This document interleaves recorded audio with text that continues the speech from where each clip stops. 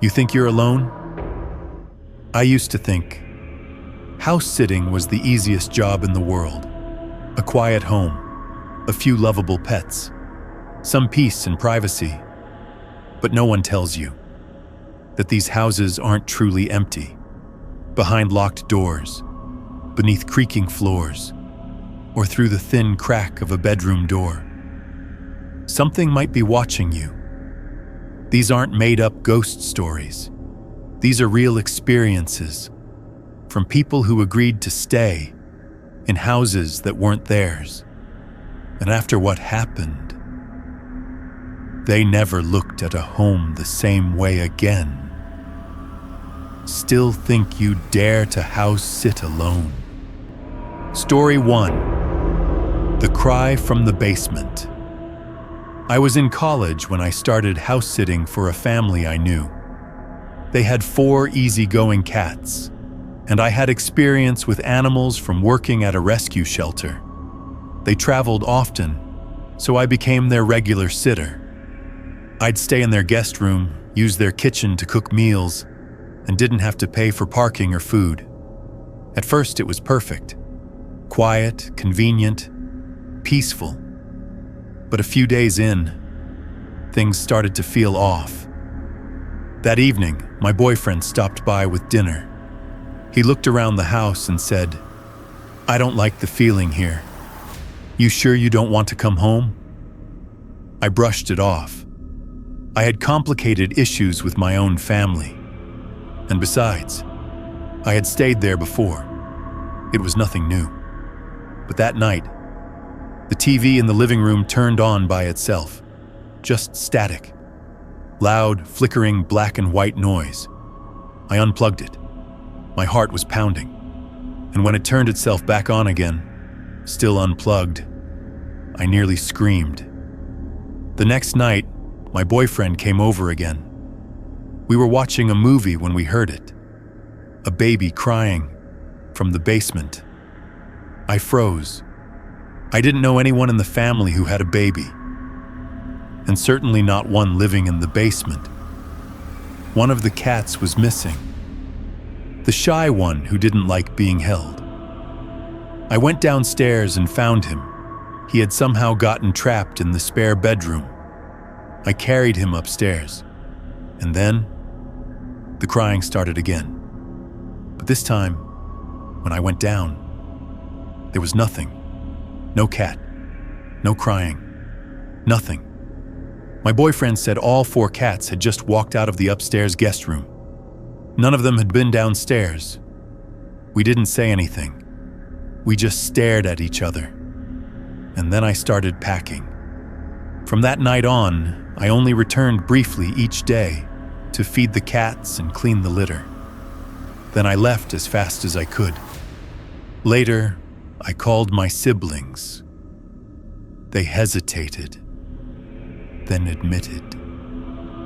They'd experienced strange things in that house too, but they never told me. They didn't want to scare me while I was trying to save money to move out. Story 2. Something in the Kitchen. Kelsey was 17. It was her first time house sitting, or rather dog sitting, for one of her mom's friends. To make the night less boring, she invited 2 older friends to hang out. They drank, smoked a little, watched some movies. Then the phone rang. It was weird. The landline wasn't even supposed to work. The owner had it disconnected. Still, it rang. A man's voice. Calm, too calm. He said he had the homeowner's wallet, left behind at a gas station. He told them to come get it. They said no. He called again and again. The voice was patient, but insistent, and that calm tone began to sound threatening. Eventually, they locked themselves in the bedroom with the dog. They tried to laugh it off. They told each other they were just paranoid. But something didn't feel right. Later that night, Kelsey went to the kitchen to grab a drink. That's when she saw him, a figure, dressed in all black, hooded, wearing a mask, with cold, piercing blue eyes staring right at her. She screamed. Her friends came running. The figure closed the cabinet door he had been hiding behind and walked, not ran, right out the back door. It had been unlocked the whole time. They called 911. The police were there in 3 minutes. They searched the whole house. But that night, no one was sleeping. Not in that house. They didn't return until morning. When they did, they found things had been moved. Cabinets left open, bits of torn fabric by the doggy door. Whoever, or whatever, had been there wasn't just passing by. They never found out who the man was, and none of them ever went back again.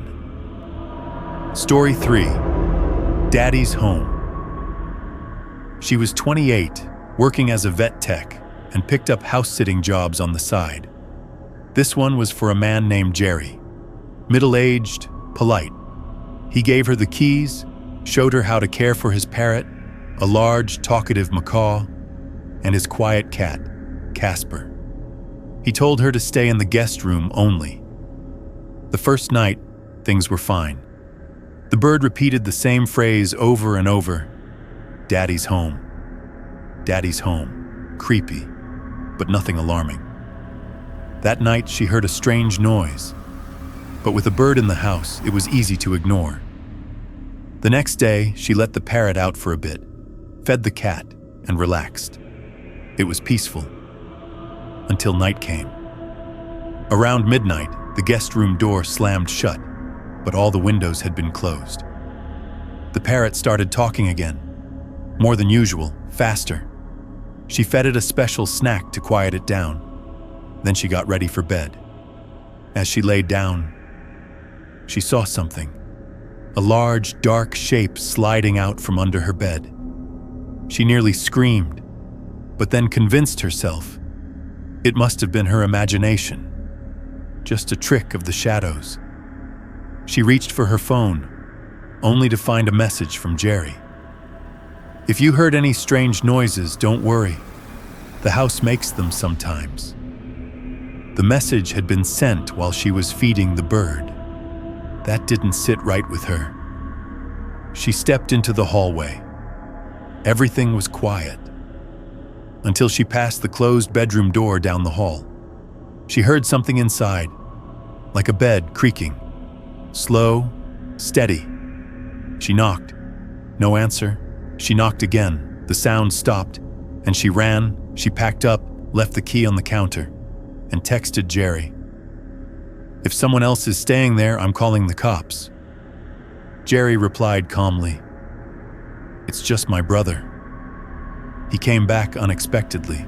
She didn't believe him, but she didn't argue either. He paid her. But when she got home, she realized one item from her bag was missing.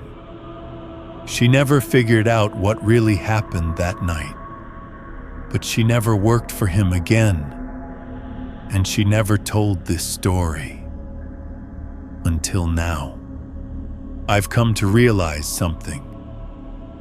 The feeling of unease, when you're in a house that doesn't belong to you, can quickly become something far more terrifying. It's the sense that you're being watched, even though you're supposed to be alone. It's that noise in the middle of the night, the one you try to explain away. But deep down, you know something isn't right. It's the shadow at the end of the hallway, the one you refuse to look at, because you're afraid it might look back. 3 different stories, 3 different houses, but all connected by that thin, invisible line between the world we know and the nightmare that's always waiting.